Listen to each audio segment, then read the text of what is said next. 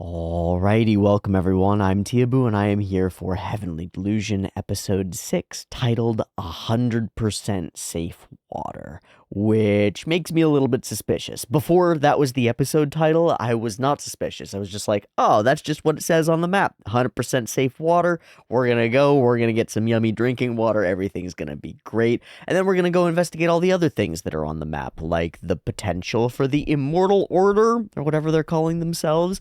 A weird organization that seems to be seeking, and has a doctor working for them, who we, of course, have assumed is our doctor and are now dedicated to going and finding. There's also some less safe water and a couple of other leads.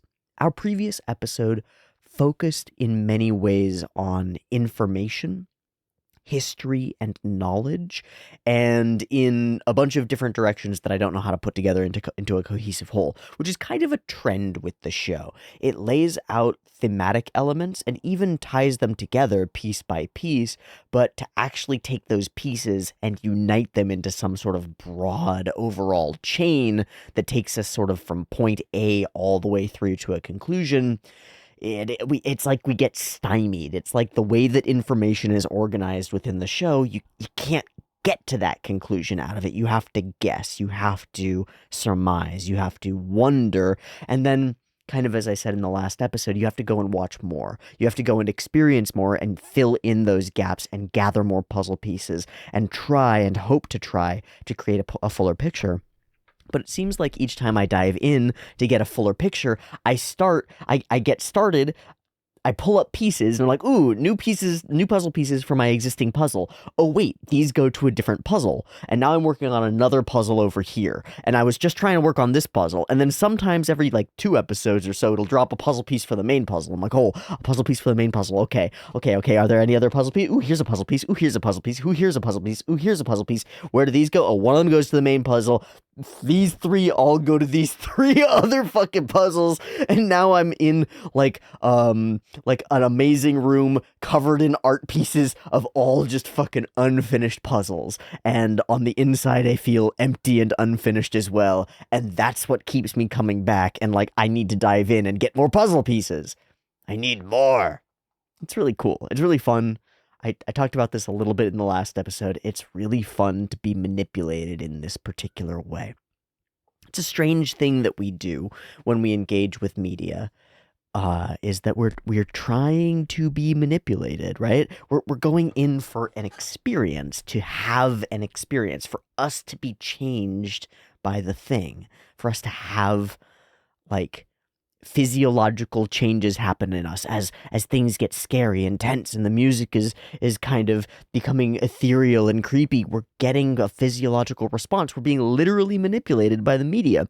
In our real lives, we crave agency, we crave control, we crave the ability to choose how we feel, to be in control of it. And yet we come to the screen and we do this odd form of ritual, this odd almost worship that has taken the place in many people's lives, mine included, of the kind of connected worship with gods and religions. I don't do that. I come and I worship at the altar of human creativity, in a weird sense. But we do this thing and it affects us. We do it to be affected by it. And sometimes in really strange ways, we go and we seek out horror films, and those take your agency away. You stay safe in your seat, but your emotions and your body don't know that. And so you get pulled on this roller coaster of a strange adventure that warps your consciousness, that changes the way that you think, at least within the bounds of the time frame of the anime, and potentially much more broadly, much more seriously. What a strange thing that we do. How fucking weird. I don't know. What the heck? And then I take it this strange step further and record it so that it exists kind of forever, and then share it, and people do it along with me, and we do it together. We enjoy and interact with these emotional spaces that take us over, that we kind of fall into and become a part of. And a piece of us becomes locked into the story and can't be fulfilled or regained or gathered back up and brought into our total being until it's been solved, until the puzzle pieces are all together. And that means watching the rest of the show. So it all comes back to like a way to get you to watch more of the show by making the show a really interesting thing that you want all of inside you. You want all of the pieces of it, everything that it has to offer, I want inside my brain. And that's part of the reason that I can't watch shows like this as like second screen or like in the background or not paying complete attention to them, or even sort of like I have an urge sometimes with a show like this to like binge through it, and there's an element of that works. It's like I need it all in there as soon as possible, but I also want the time to process it effectively. I also want it to anchor itself within me. I want to feel it fully, and I think that takes time sometimes. Okay, we're meandering here in the beginning because every time that I pull up Heavenly Delusion, I have to kind of face interacting with a thing that's very strange, a piece of media that is very interesting and very weird and is doing things to my mind that I don't entirely understand and want to. And that's like another layer added on top of it. Once you realize that these art forms are changing you, there comes a question, at least in my mind, which is like, okay, so how did a human being get from having an idea to putting it into a format like this that has that kind of effect? And the answer to that question is taking me years and will probably take me the rest of my life to fail to unpack. Because that conveyance, that desire to create, coupled with capacity, coupled with many people working together, turned into art that's so concise, so dense, maybe is the word that I'm looking for, that it cannot help but affect the people who see it. That's really cool, and I don't know how you do it, and I want to know how you do it, and I want to understand it, and I want to be able to do it. So here we are, ready to watch another episode of Heavenly Delusion, 100% safe water. Frankly, nothing in this show feels safe. Everything feels terrifying and a little bit scary and a little bit wrong, a little bit off, a little bit not the way it should be, and not entirely clear how it actually is. Like, what is actually going on? We're just going to have to watch more of the episodes and find out. Inside the facility, Tarao, the only character who we know inside the facility has this black mottling disease, died. And it seemed like there was nothing that could be done. Now the worry is that that disease is spreading, as Tokyo, the one who shares the face, finds herself puking her guts out into the bathroom. Blah! And worrying, am I getting sick with this too? The director let the veil down for a moment and freaked out a little bit. And in that freak out said the name of the previous episode, The Day of Fate Cannot Be Changed. Anything else can be altered, but the Day of Fate must not be changed. It's so cryptic and weird that I still don't know what it means, even though it's been said outright. And that's such a cool and strange piece of storytelling. There are all these elements that can be said outright, and you still don't know what the fuck they mean. And it brings us back to sort of the focus of the outside portion of the episode, which was information. Our characters found some information, books, wondered at some information. We saw a bunch of people collecting and archiving and profiting off of the archives of information. And we burned or destroyed some information, or said that we would, in order to make it more valuable. The whole of the thing, with a little bit of distance between me and it, and a little bit of distance between me and like the compunctions that I have about destroying information, the whole episode strikes me as being about how we know things, about how information is transferred from place to place, how it gets stymied and cut off and destroyed, and lied about, or turned into code and made cryptic and then lost because the people who had the context to understand the cryptic codes are no more. It felt like it was about information, about knowledge, about what it's for and what it can do. But then there are other elements that don't quite fit that, like the man from the boat who collected a piece of the creature and brought it here, hoping that he would make a fortune off of it, hoping that he would become immortal if he could find the right people to inject it in him. And that brought us maybe the most interesting piece of information in the episode, which is that there are a group of people who believe, whether it's true or not is not clear yet, who believe that injecting Hiruko goop into their bodies will make them immortal. And whatever level of truthiness is actually there, I think that that's our key, our first cornerstone piece of a clue to figuring out what actually happened with Kiruko, with the two siblings who are now in one body, with the boy who the innkeeper said became that creature. She's not correct, but neither are we. We're not entirely right about what's happening there either. There's mystery afoot in the lines between people and Hiruko and what happens when they become connected. And all of that ties somehow into the children in the facility and the weird carrot babies that they seem to have been grown from.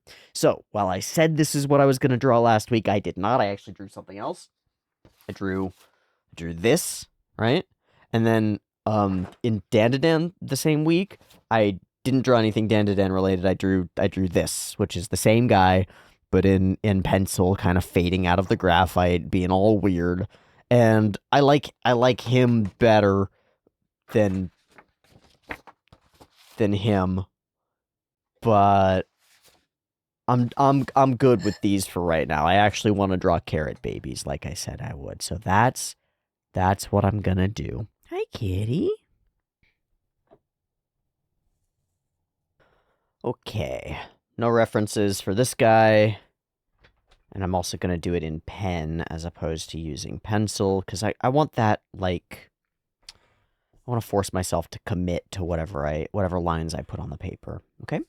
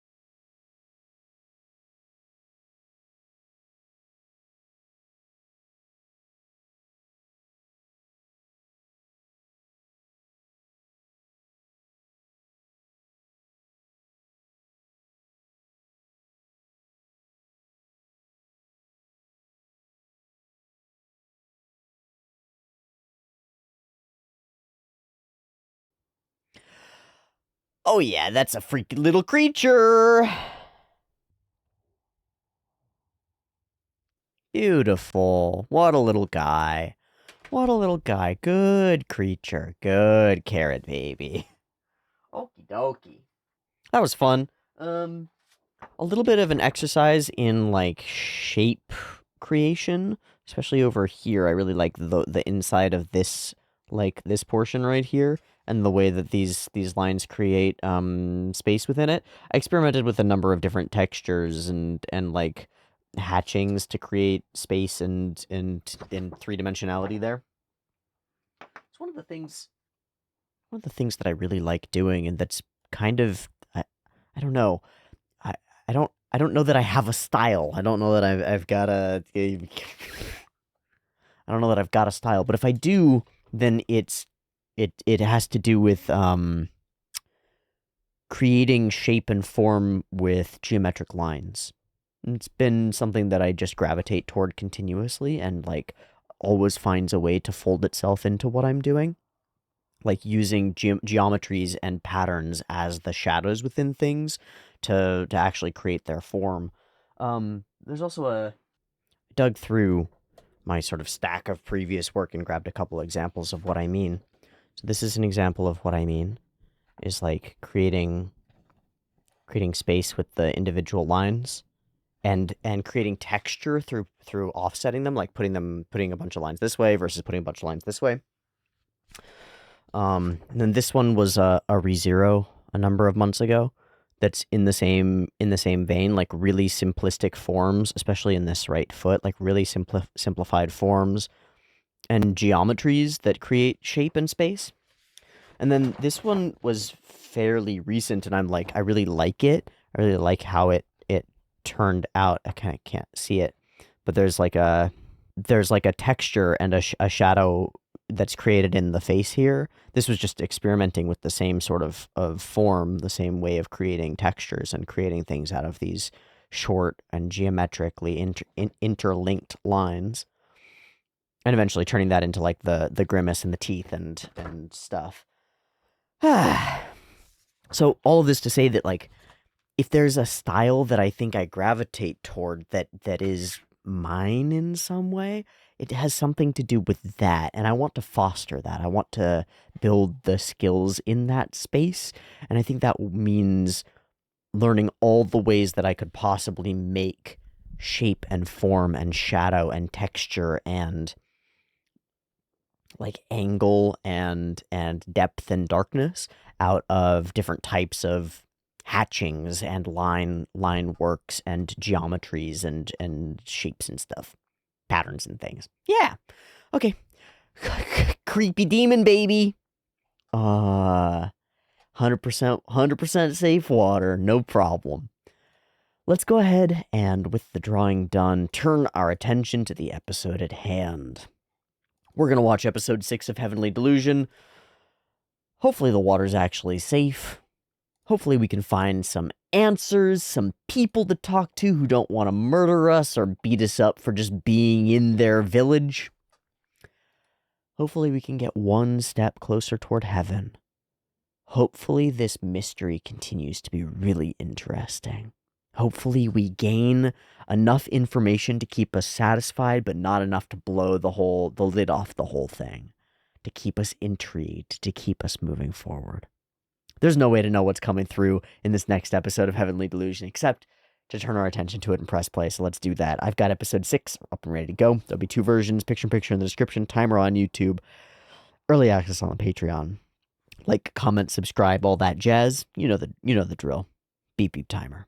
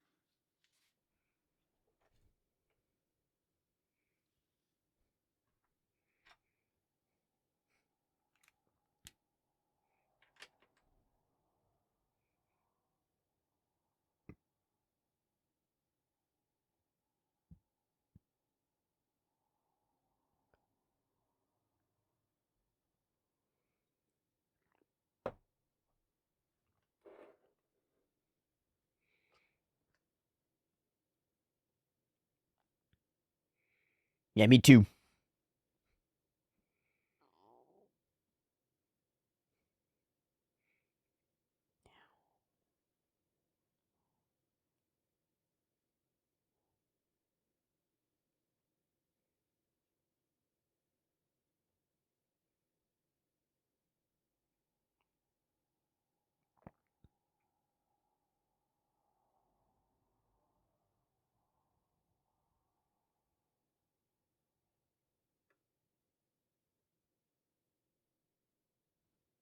These are... Oh, hello.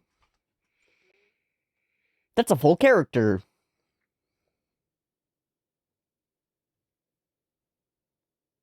Hmm.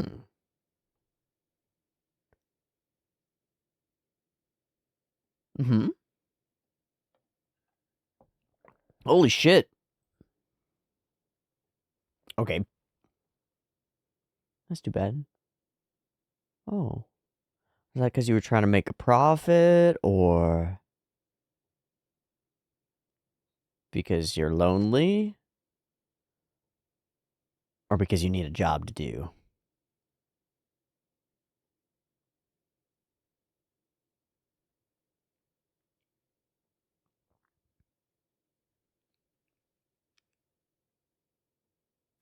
And we did. Wait, what are their valuables? I really want to clock what exactly their valuables are. Maybe.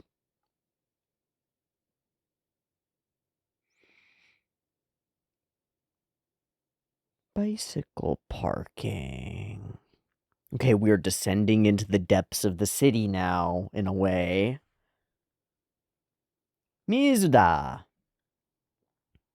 Yeah, water just pools here.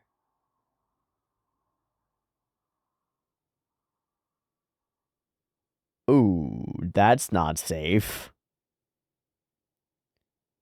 Also, whatever attacked him is still down here. Whoa, those looked good. Wait, that's the guy who was attacking him. He's been cut up by big claws. Whoa, he's the guy with the... Oh shit, there's a Hiruko here, isn't there?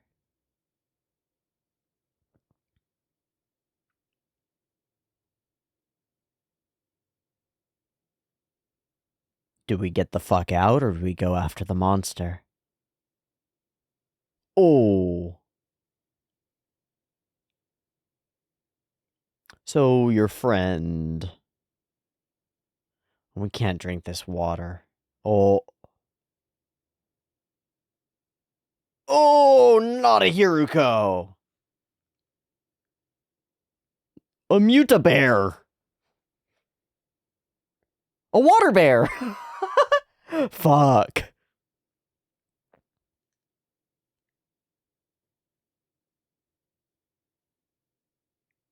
Oh, do not outrun it. You're not gonna outrun it. Oh, straight through? Oh, she's hoping to drop the pillar.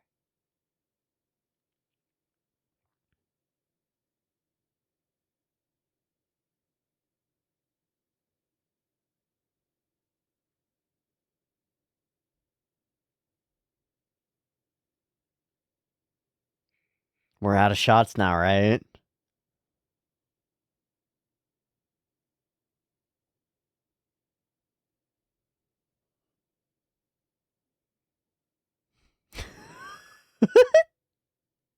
Hmm. Sokka. It's not a...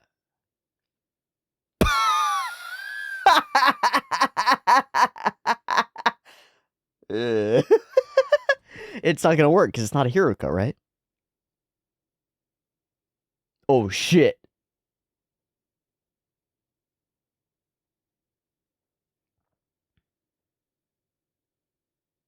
We're playing this all for laughs, but this is horrifying. Oh, you're not gonna outclimb it. Oh, you outclimbed it. Okay. Nah. Nah, that bear climbs that thing, no problem. That bear climbs that thing, no problem. Claws in concrete. Hmm.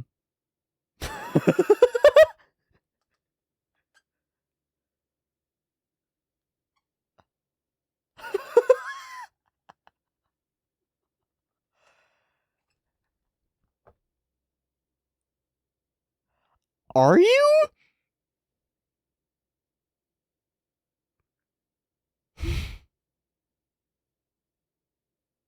See, like, that's just incorrect about bears. It's fine for the story, but like that bear would be up there and chewing on your bones right now, my guy. You're fucked. That's not smooth marble or something. That is concrete. No prob. Okay, we've got one left.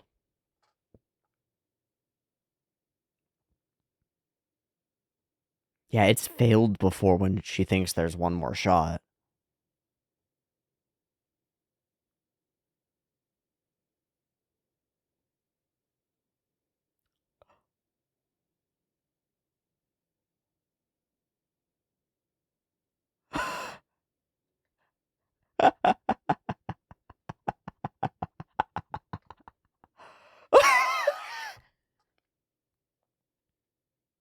You know it is. Maru-kun. Wait.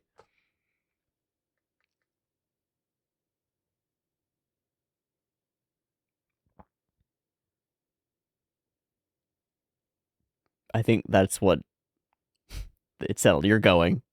Ooh! Oh, and he's immediately gone. Denji. Nice. Fuck. Fucking bear!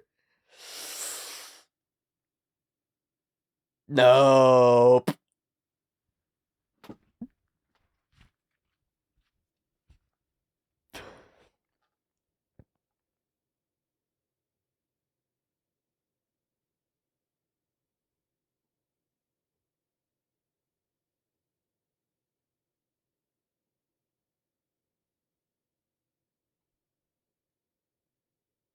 Hey. Afraid of heights? Oh. Yeah, he did just full jump.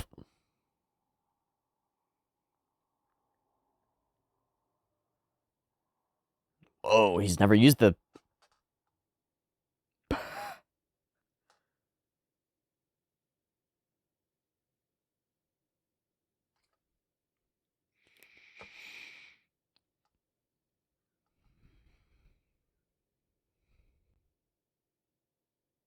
You're good at this.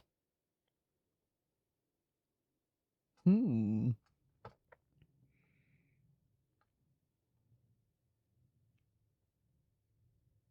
Aww. Aww.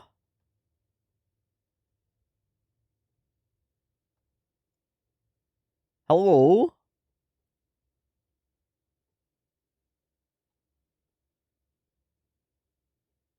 Whoa. Core need. Core need to be useful. Okay. Whoa. Let's come up with a new one.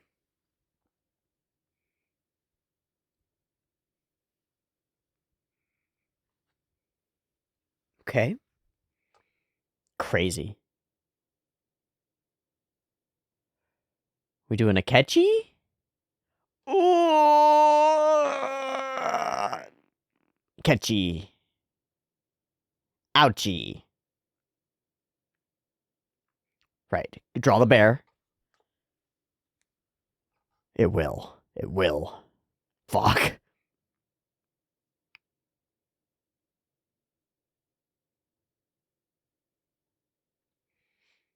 That's pretty fucking badass. But it fired.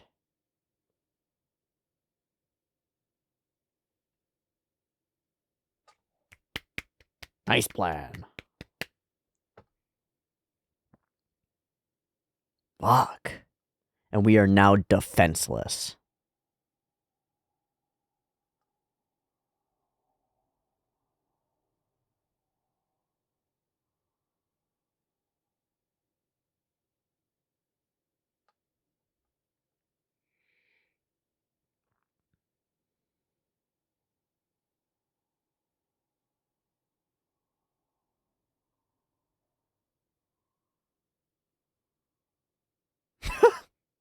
It'll power.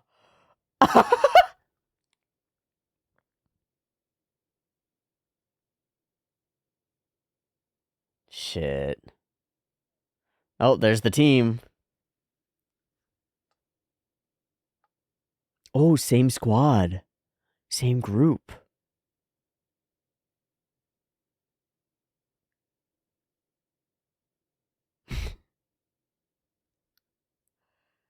It's funny because they're looking for the same people, but now. Oh wait, did she lie for them? Yeah, that is nice.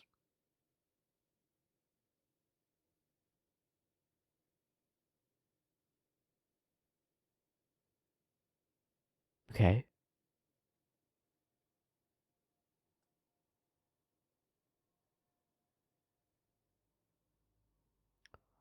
Oh.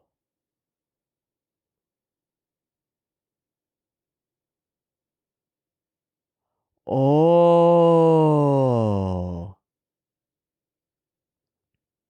We can't trust that part because it's the most obvious, like, lead in the area. Whoa. Not just information transfer, but false information. Fuck. We had a promise. We had a promise. Monica! He takes this tone. We're turning it into horror. I kind of wish we didn't. I would want this to be like a moment of connection. Oh yeah. Yeah.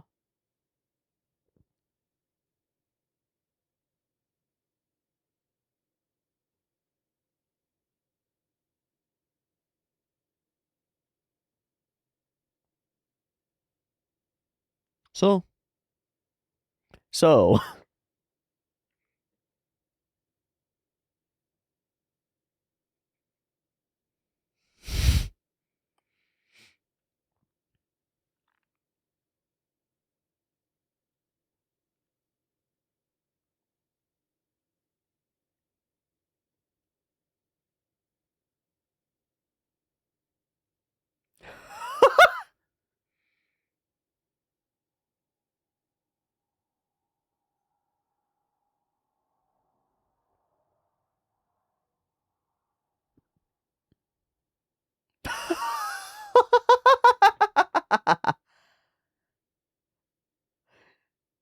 Oh, that sucks.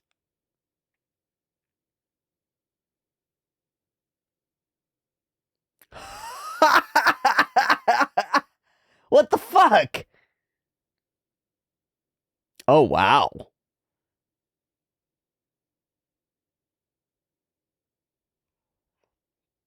Weird world. Oh, okay. But does he just want to do with anybody, or does he want to be with Kiruko? Oh,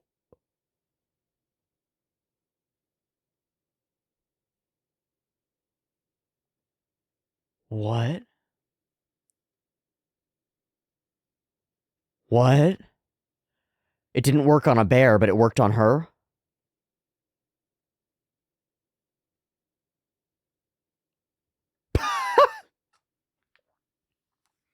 No, no, no, no, no. My hand. Yeah, not that.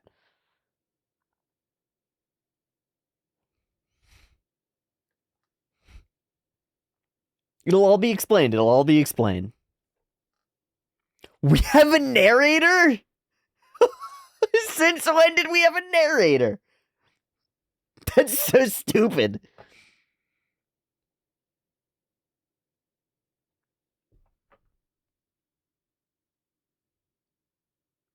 Okay, so maybe you were just freaking the fuck out.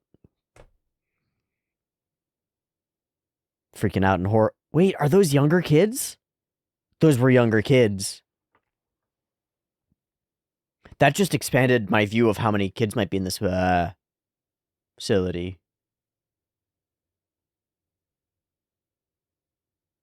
Taro.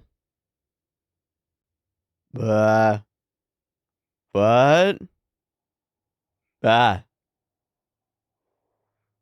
Whoa. It's the one who killed herself? What? What? What?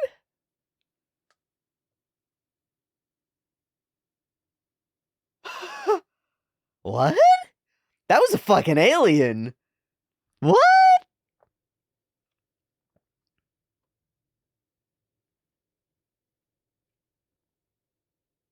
This is in your mind.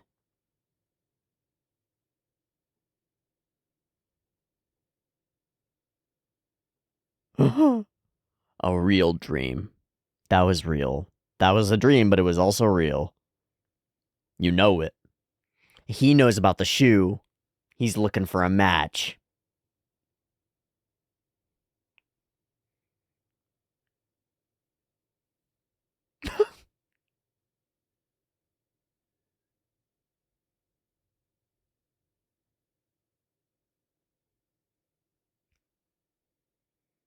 Yeah, very much so.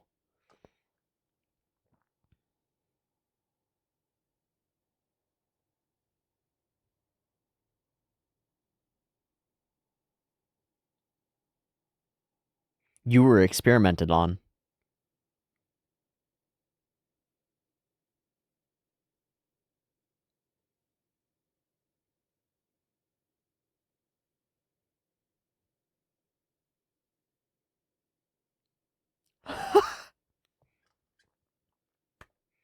Yeah, good for you. All right. All right. Yeah.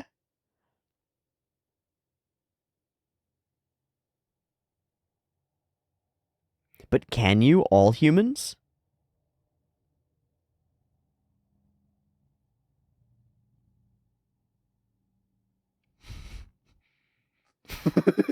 Fate does dive!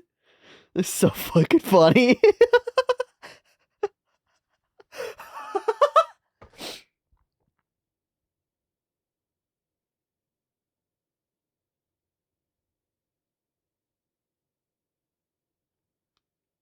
Got some sadness now.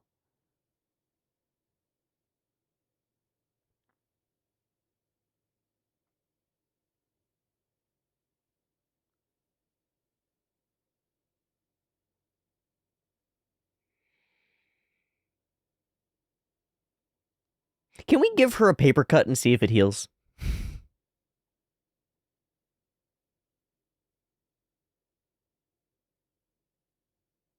Yeah. Bound here, though. Yeah. King of hotels and all that dream. Wow, the simple soka. Okay. Wow, what an offer, though.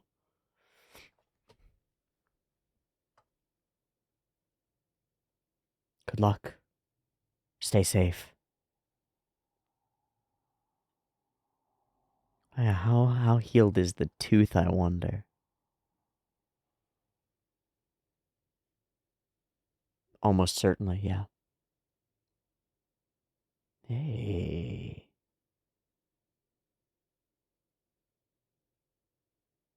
Is that the end of our episode? Fuck, where did it go? Where did it go? Where'd the episode go?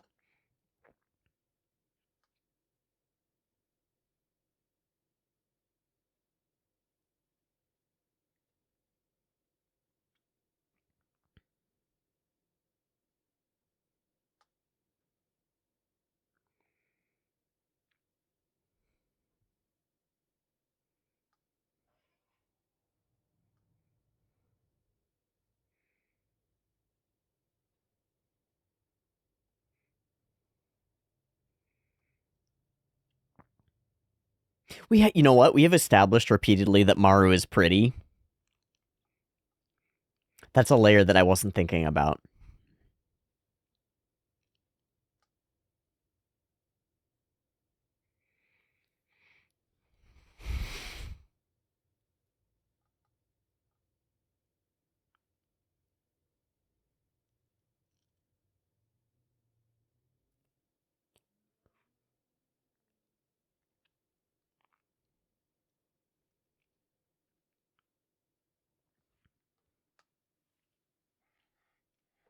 Ooh, there is a chonk at the end here, though. Okie dokie. Hmm. Hmm. Hmm. I think we're gonna do something with the camera. The AI is fucking helping. You know it. Whoa. What? How long have we been doing this? Yo, how long we been fucking?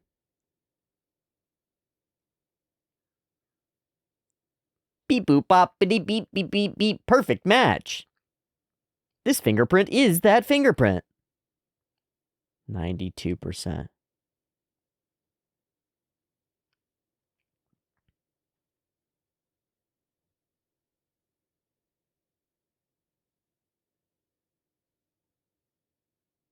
They fucking. Oh.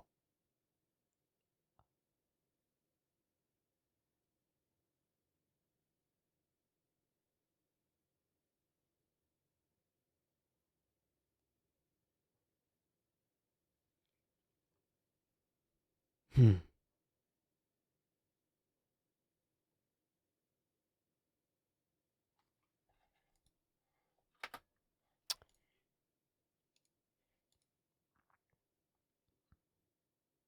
Okay.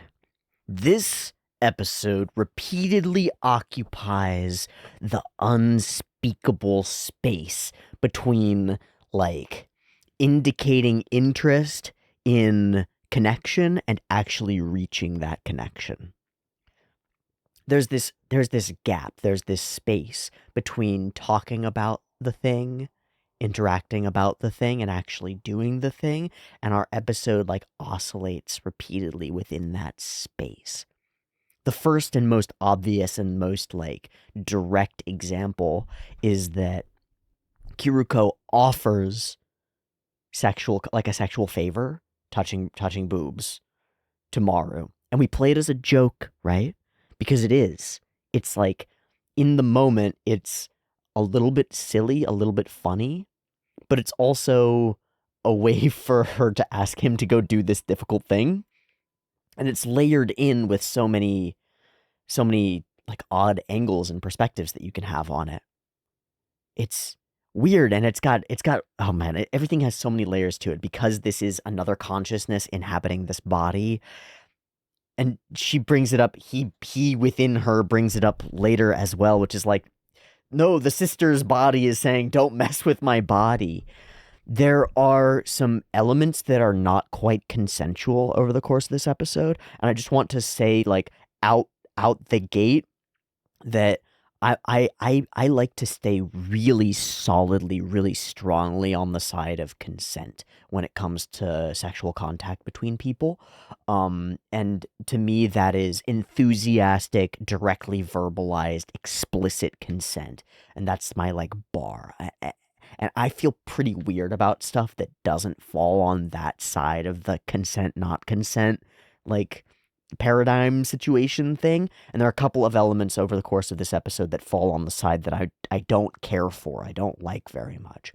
But I want to come at this episode without like judgment or reactivity toward those elements. I don't want to look at them and then dismiss the scene that they inhabit, or look at those moments and then dismiss the scene that they inhabit, or dismiss the motivations or like understanding of the characters who are interacting in that way as just being like, oh, that's just anime or that's just the way that it's written. Nor do I want to get too serious about them and be like, oh, this is a moral compunction or a failure by the characters. I don't want to do either of those things. I just want to sort of note that there's a spectrum here, and the scenes exist on like different places of that spectrum from frame to frame almost, right? I think it's maybe important to keep in mind that consent at one point doesn't mean consent at later points, and that the spectra of consent can, like, of how good things are and how consensual and how like well thought through and well agreed upon an interaction is can shift over the course of the interaction. And I personally want to implore you to, in your own encounters, in your own behaviors, when those encounters verge outside of the bubble of what has been agreed upon as consensual and go in a different direction, or the tone starts to feel different, or the vibe starts to shift, that you talk to the person that you're with and communicate about that, and communicate in an open and honest way if you're not feeling comfortable anymore, and communicate to see if they're still feeling comfortable. Continuously checking in is, I think, something that we don't talk about when it comes to consent. We often treat it as though it's like it's kind of blanketed and given initially, and then the door is open and there's no modulation of the experience that can happen via communication. And I that's not true. It's not true. Over the course of an interaction, there may be a desperate, strong desire to do certain things, and then that may shift as the interaction moves on, and it's really important and totally okay. And I don't know who needs to hear this, but maybe somebody needs to hear this. It's really important and totally okay to continuously check in with yourself and where you're at in the interaction, and also with your partner and where they're at, so that you can make sure that you're both having a good time at every stage in it. Okay, with all of that out of the way, we spend this time in the space between, kind of. In between desire and like initialization of thought and actualization of action, actually doing the thing. And it's a very interesting space to exist in. In context, Kiriko gives this offer initially, and then once it comes back around and it's in a different context and our tone has shifted, the feeling of that interaction has changed dramatically.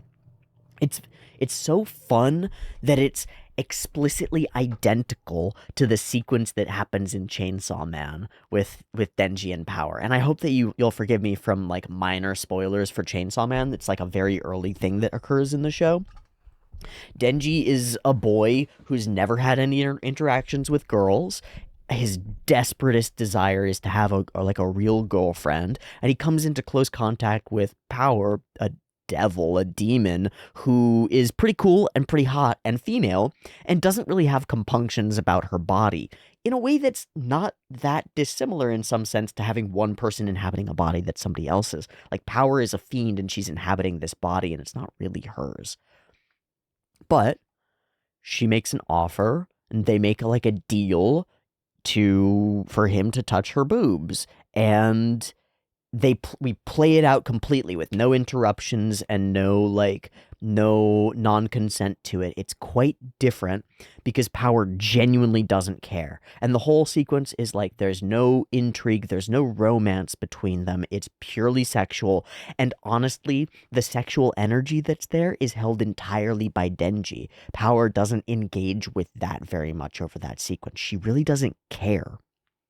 At least that's how I read the sequence. And you can correct me. It's been some time since I saw it, but you can correct me if I'm totally wrong about that. For Denji, it's like a sexual awakening, and for Power, it's just a body that she inhabits. It's just like, it doesn't matter that much. Here, there are elements that are similar. The deal, right? It's like a practical deal made in trade for something pragmatic. Here's a thing that you can do. I'm going to encourage you to do it by offering sexual favors, by offering my body in order to do that. But the issue is that it is entangled, that there is an emotional entanglement and a desirous entanglement mixed in. We are unclear where Kiriko is at with their like internal representation of self sexually and also desires for other people. It is totally unclear to us, but there is enough in the ether, in the unknown, for a reasonable take to be that the person that Kiriko is physically and psychologically is attracted to Maru, or at least emotionally connected to him in a way that's close enough to attraction to be muddled, you know? They're emotionally entangled. There's There's enmeshment, not in the family dynamic terms of enmeshment. That's not exactly what I mean. Enmeshment is a thing where like people's emotions it becomes unclear whose emotions are which, and so like you feel really bad because your partner, your like the person in your life feels really bad, and you kind of can't separate yourselves, and it's pretty unhealthy. That's not what I mean. I mean that there's an entanglement, there's a romance happening between these characters, whether it's explicitly romantic on the surface or not. They're traveling through the world together and holding hands sometimes and like experiencing reality, and there are elements that are also connected and somewhat sexual and somewhat romantic. Okay? Um Given that, it is not as pure an offer, if you will. It's not as like, here's this thing that I don't really care about, but you care about it a lot. I can give this to you without it like taking anything from me and without me getting anything from it, right? That's the presentation, but that's not actually true. It may be that Kiriko very much would get something out of this interaction as well. And so there's like, it's not quite entirely honest from the outset. And that's really interesting. And then we get to the actual act.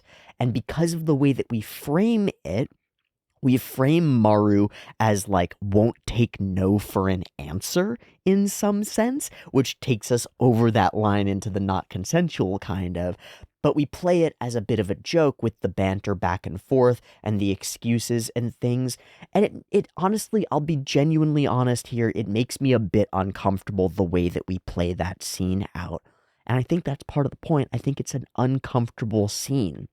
I think when you start trading sexual favors, they stop having some of the essence of what it means to be doing those actions out of attraction, out of mutual gain and mutual joy seeking type of behaviors. There's something that gets worked into it that's a little bit off.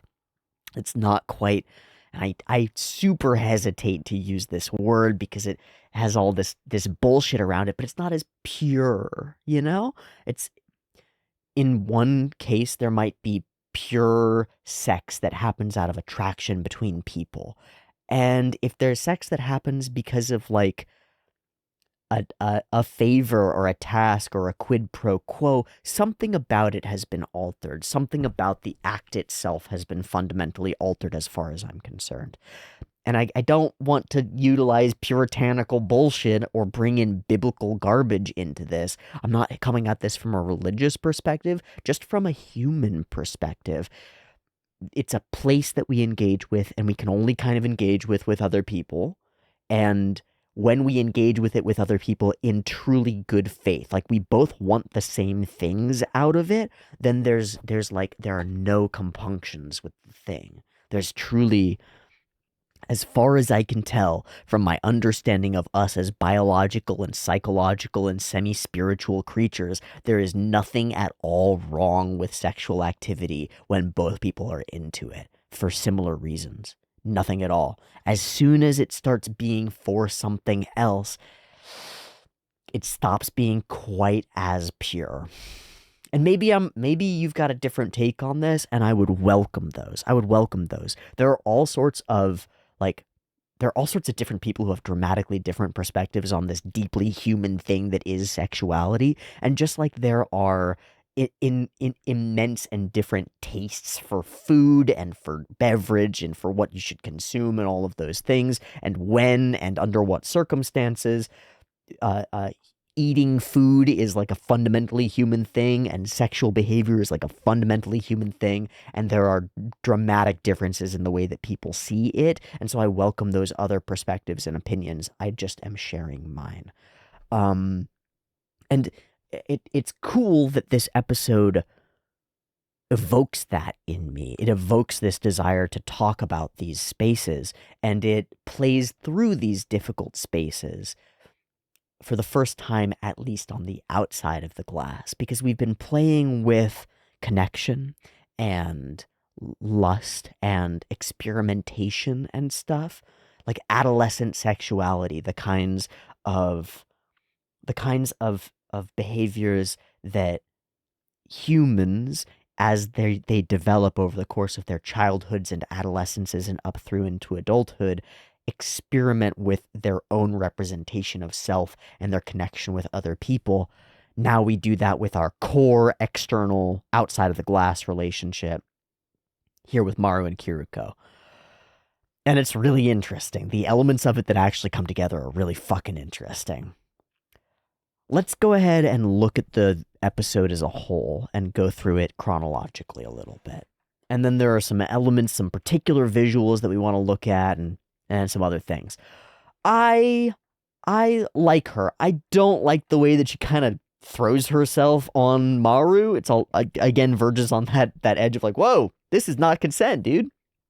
But I really like her. She's cute and fun and has like a goal. She's trying to survive in this world.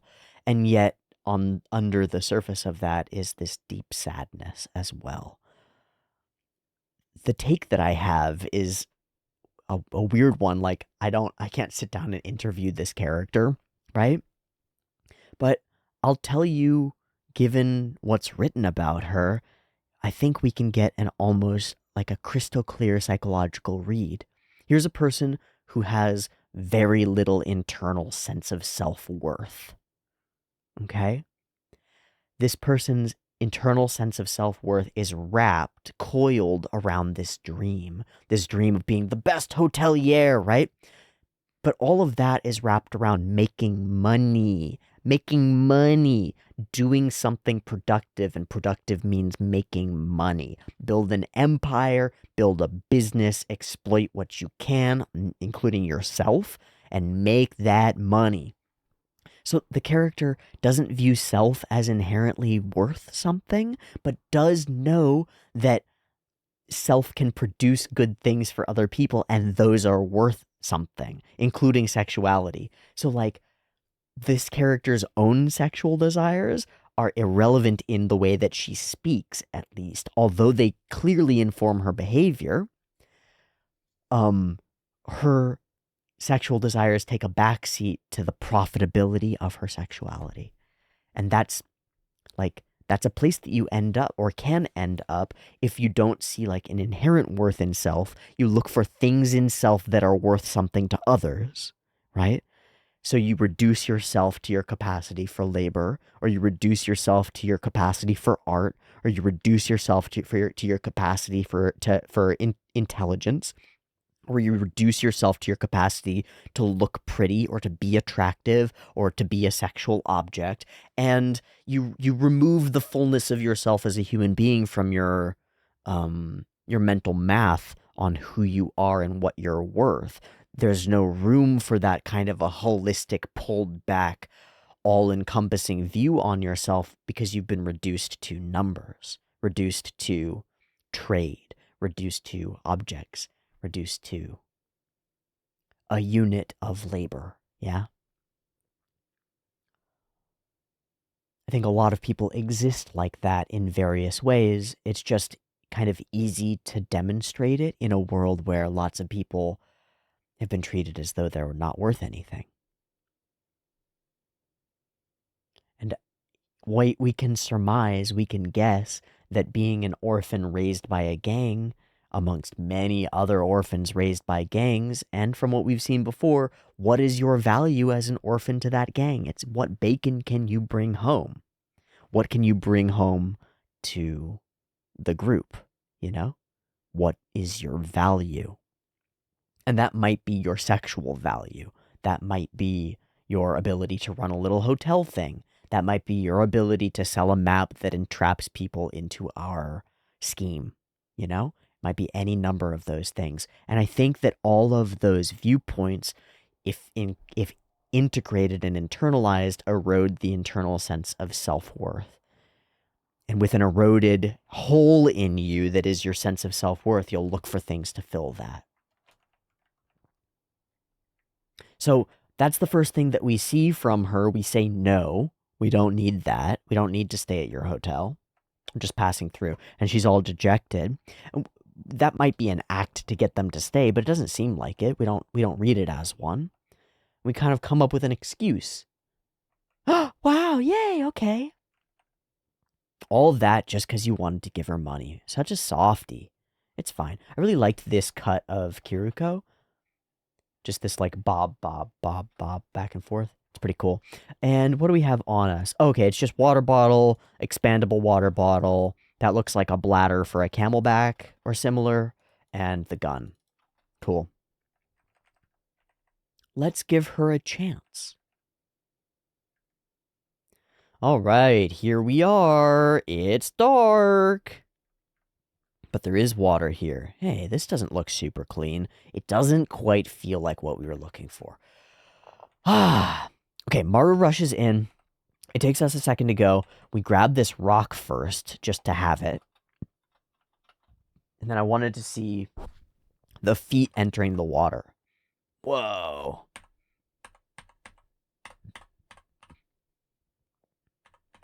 Oh, the ripples are so fucking cool. And then splish. Okay. It's nice. Okay. Cool. So we used the splash to cover the line where the straight lines become obfuscated, become the blurry, ripply underwater portion. And then over on the next one, or as the next one comes down, we use the shadow of the ripple in the water to keep obscuring it. It's very clever. I think you need something to obscure that. You can do it direct, like straight into the water, line across, ripply underneath, but I think it would look weird. This space feels so well constructed. Like I understand exactly where everything is in this space throughout, and because of that accurate spatial representation, it feels real. Help, my friend, a monster appeared. Of course we think it's a Hiruko. Like, what else could it be? Friends are gone or two. Ah, excellent. I think that's the only shot that we get of it before it's in darkness. Yeah.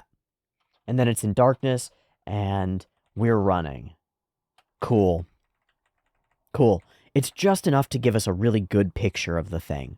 This is not classic horror movie logic, which is don't show the monster, especially if you're doing a fake out, right? If, like, this isn't the kind of monster that you would expect. Wait. Wait, its eyes.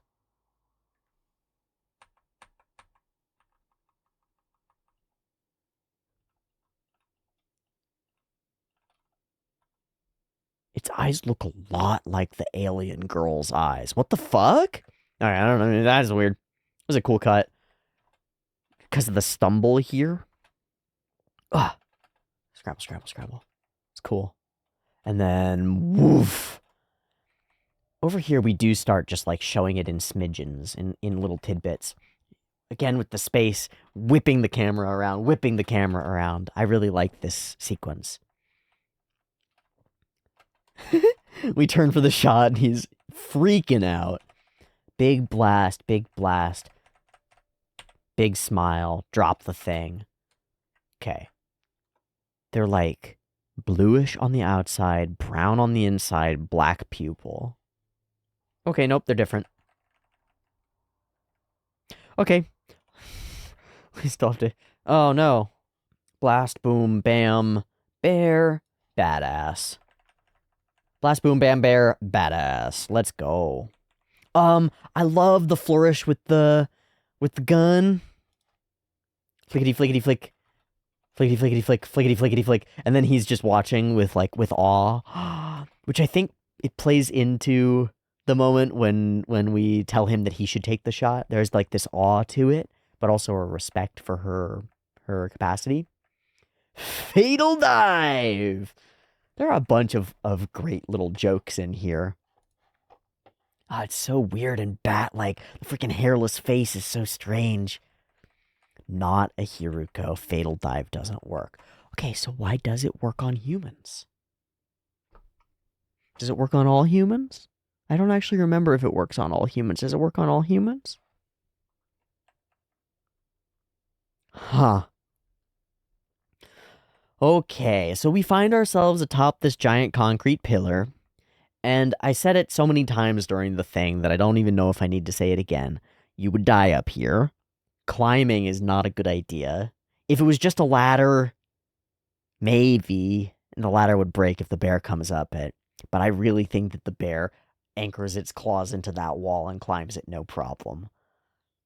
Please don't fall on the bear. Somehow I think you'll be angry at me if you do. Hopefully baby bear won't fall either. We're shown the wall enough times to see like dilapidation and rocky bits on it. Oh, that bear's got no problem getting you and eating you as a snack. I love the way that they freak out about it, especially the way that Maru freaks out, having being so like directly close to the ball, to the bear, and then the way that we speak this line about it not going in at all sets up the it went in joke later, because the it's not going in at all, it sounds out of context like he's talking about sex.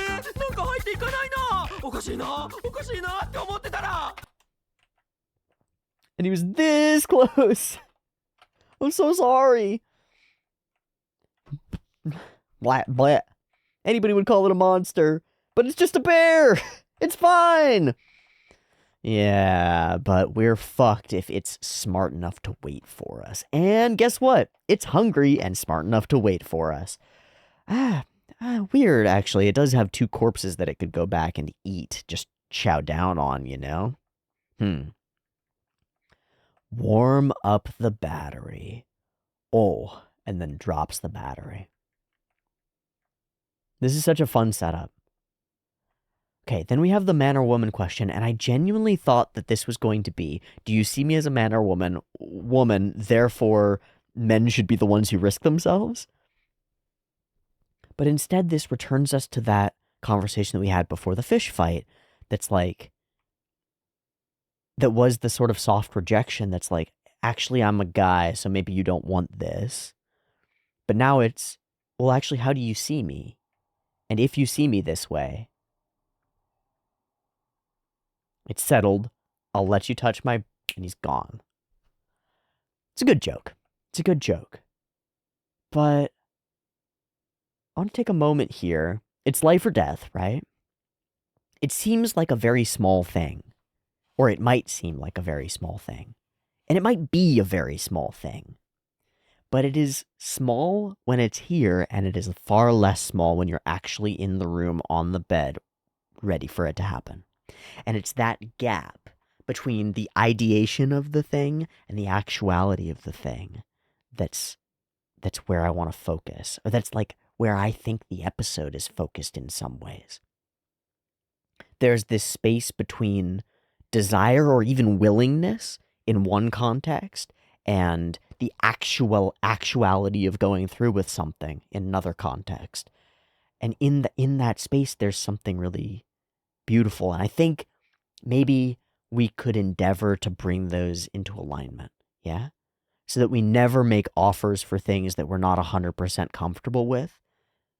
And we never go through with things that we've offered, you know, without being 100% comfortable with them in both contexts. Like, to bring that gap between ideation and actualization down to 0, so that it's like, and that's impossible when you haven't done the thing, when you don't know what it is.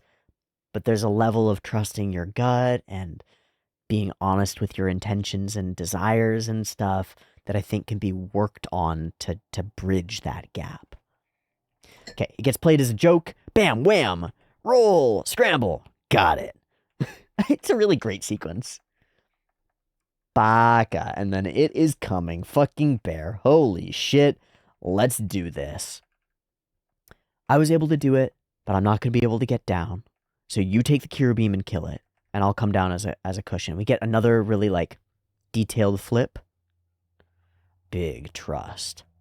All you need is a clean hit to the head, but you're the one with the shooting skills. Am I really that helpful? The pit of self-worth, the pit of lacking self-worth, right? Does that play into the sexual offer as well? This is what I can give that's of value. I think it does. I think it does. And I think on some level underneath that, what Kiriko's really looking for is to be needed, wanted, helped. It's strange when it's not your body. You know? Like somebody wanting you for a body that isn't yours, that you don't feel connected to, is not going to land and do that fulfilling thing. Do that like, oh, I'm needed, I'm wanted, I'm helpful, I'm valued. It's not going to do that. It might it might fill the gap for a little bit, but when it's not even that person's body, so it's like I don't think it matches up.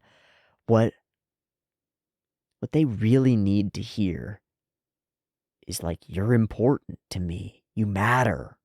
You're valued. I would be sad if you were gone.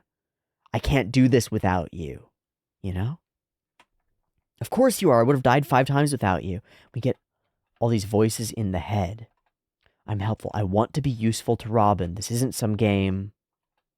Told you not to come since it's dangerous. I'll drive it away. I have to do it. The core trauma and failure is trying desperately to be helpful, and everybody gets more hurt because of it, as far as they can tell, right? It's like gotten worse because you tried to help. Oh, I'm helpful? Okay, we'll come up with a different plan, a plan where we work together and we're helpful to each other. And so they do.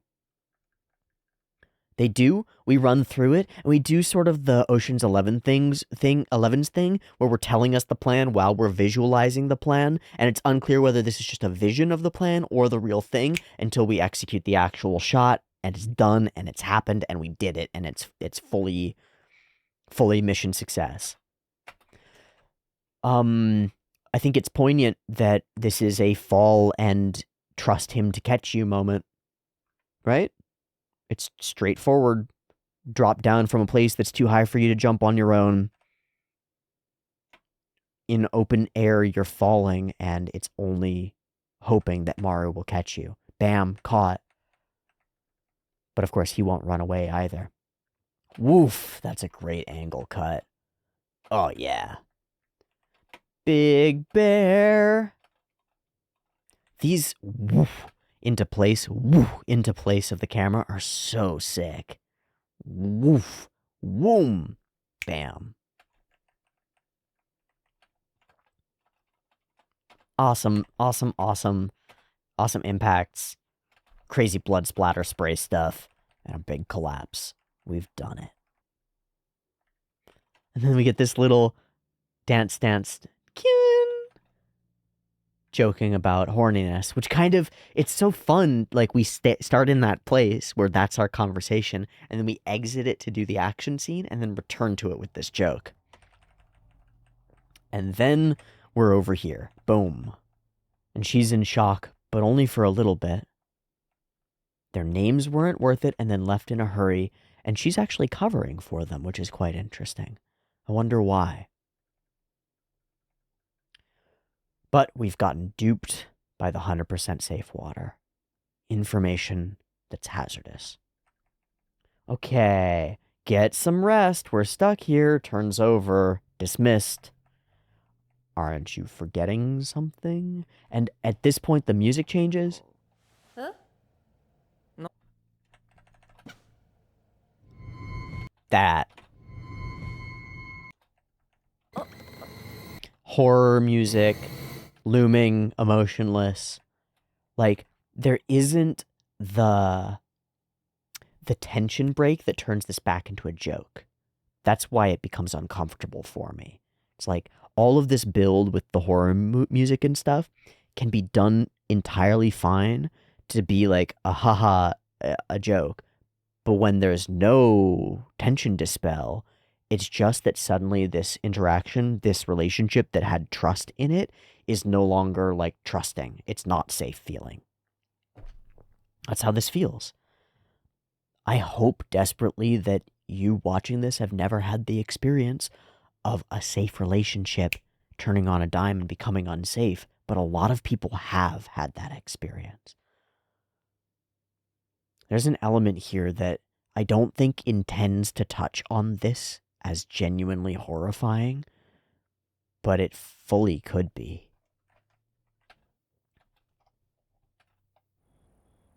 Okay, We cut outside, and Kiruko is telling us about the pictures and stuff. We get this tension build music. She's saying, "Don't mess with my body." Like, these are soft no's, but they're no's. And all that music hits void. It hits sonic void. All that tension and anxiety hits a wall. Hits absolute darkness. That's creepy. Like, genuinely and seriously, it creeps me out. So we try a different tactic. So you know that it means me. It's me. No response, no communication. Let's set rules. Can we please talk about this? And then touch and a scream. And suddenly it's a little bit lighter in tone because we pull away like that. Like, both characters realize that this is, like, actually happening. And then we're interrupted by her. "Dear guests, no fucking. No fucking. Not in here. Please follow me, sir, over into this bed." And how about me? So a total reversal. And then this time we get this lighthearted music popping in, which tells us that this is not a dangerous place, right? Even though the behavior that's happening while reversed is still pretty uncomfortable, I think, right?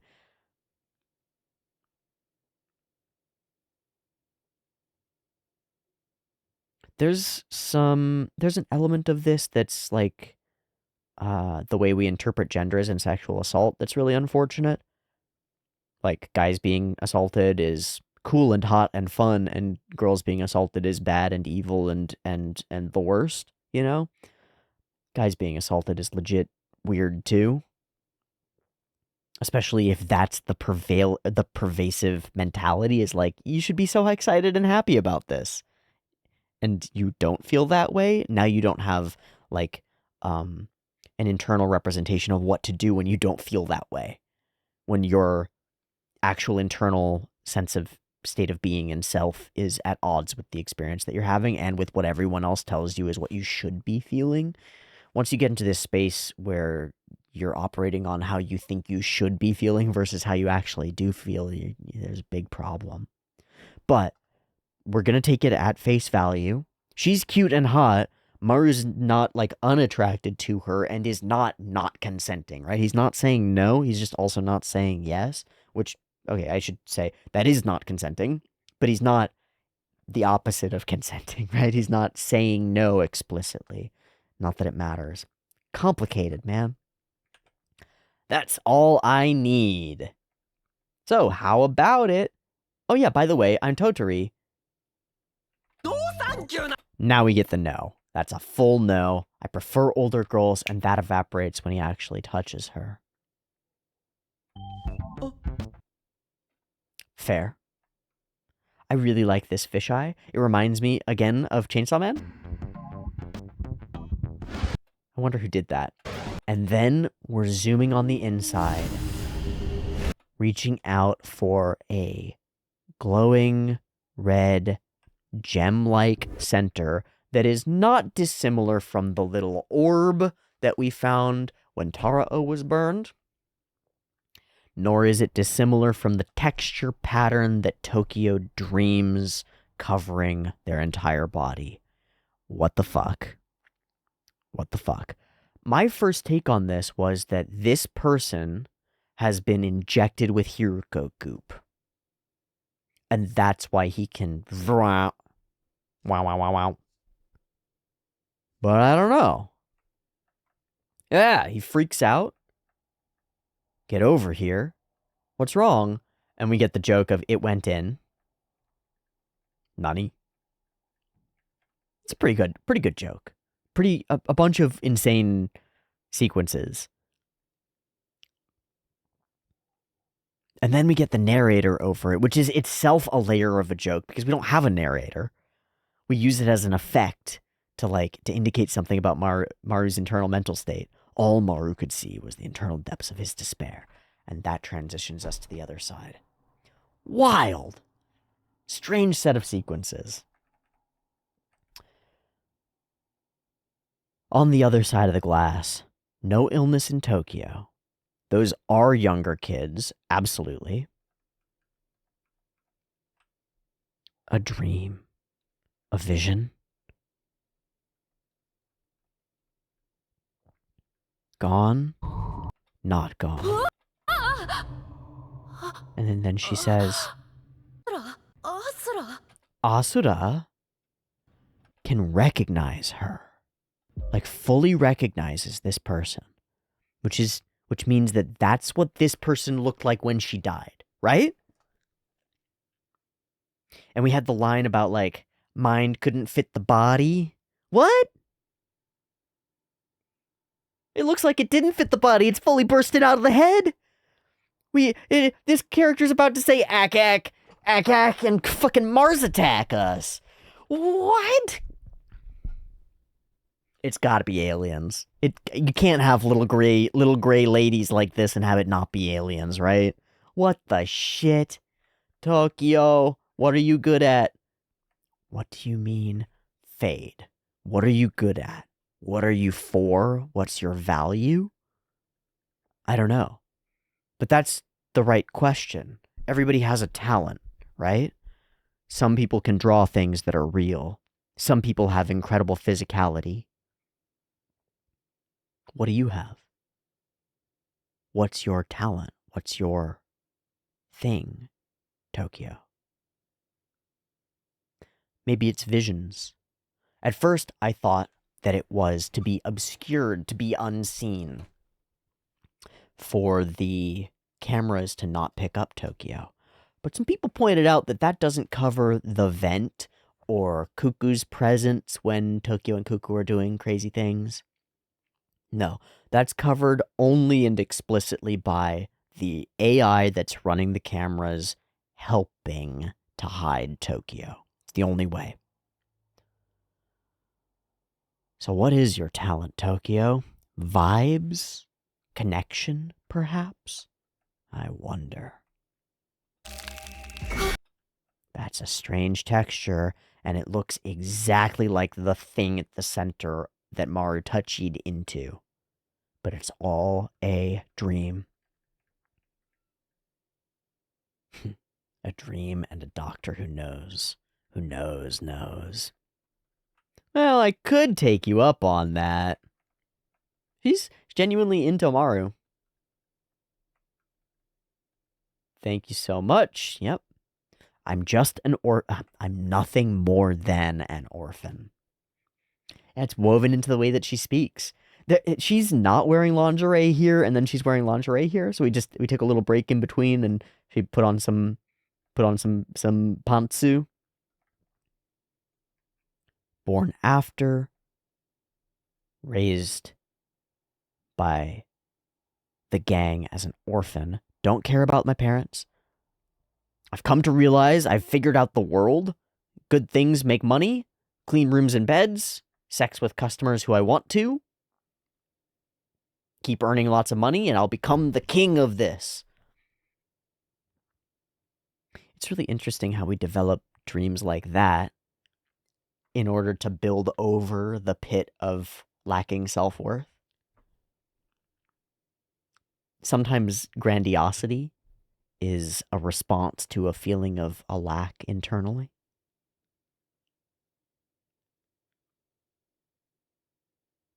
Still, I admire something about her attitude toward it. Because when you really don't have anything, looking into the world and looking at what you can do is a pretty good way to start. You know, it's not like she's going to have a psychologist around her being like, no, you need to value yourself as you are for yourself and love yourself completely as is. Okay, that's great. How am I going to eat? There's a balance there, yeah? But of course, I don't think becoming the king of hotels will ever actually fulfill her. It's just a mismatched puzzle piece that can fit for a time, make you feel like the pit isn't there.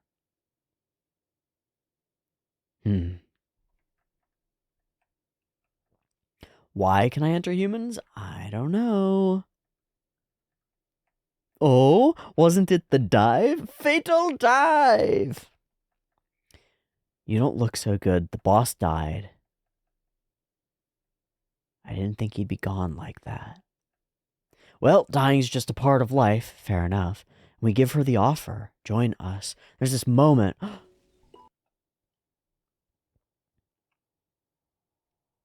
For somebody to, like, actually reach out to you is crazy in this world. To connect to you incidentally because they want something is one thing, but to actually reach out and offer companionship, connection, ongoing? Crazy. No. Okay. Then good luck. And we're on our way. Little handhold. As though on the other side of those strange interactions, of the offer and then the uncomfortable actualization that gets interrupted, and then the discomfort and misunderstandings around that encounter, as though we've become a little bit closer together in friend terms, in seeing each other as people terms, maybe in romantic and maybe in sexual terms as well. At least we've, like, talked about some of those spaces and felt some discomfort and, like, kind of overcome it in pieces. I wonder where I wonder where that will lead our characters next. I know that we will physically be searching for the Immortal Order next, because that's the episode title, but I mean in terms of their relationship to each other, because that's the stuff, you know? That's the spice.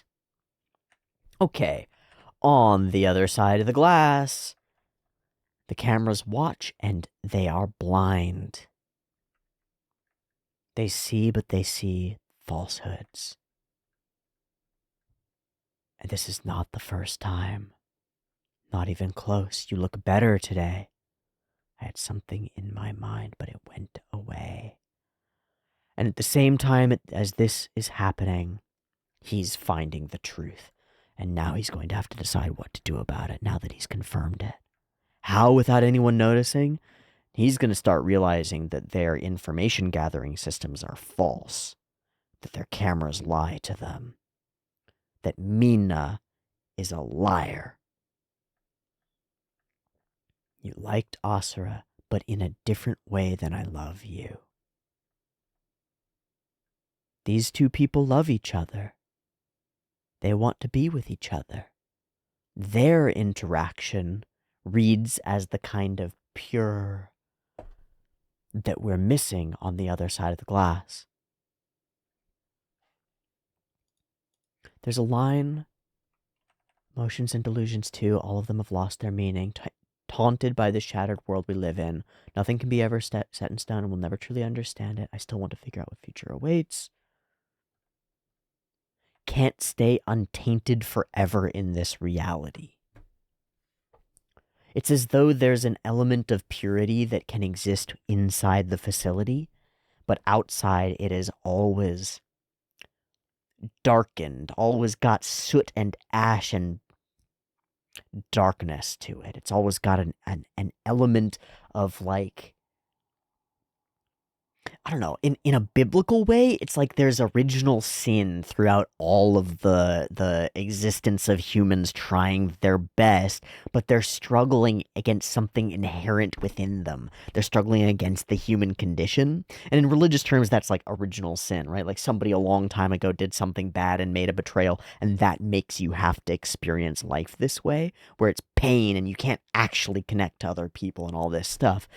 But inside the facility, it feels like the purity of the Garden of Eden. It feels like childhood. It feels like we are not cast out from there. It feels like, even though it's in secret, some of those characters are able to connect in honest ways, even as they hide it. Even as they hide it from God watching over them. And they might be cast out of the damn garden for it, who knows, right? But it feels like there's something different. Like everybody on the outside is somehow tainted by this reality. Maybe the point of the facility is to generate people who aren't somehow. I don't know. It's too weird.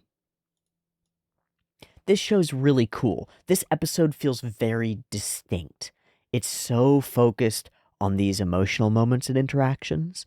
And then there's the bear encounter that makes for some action that happens in the episode, but it just kind of folds into everything else because the bear encounter in some ways serves as narrative justification for the romantic and sexual stuff to happen.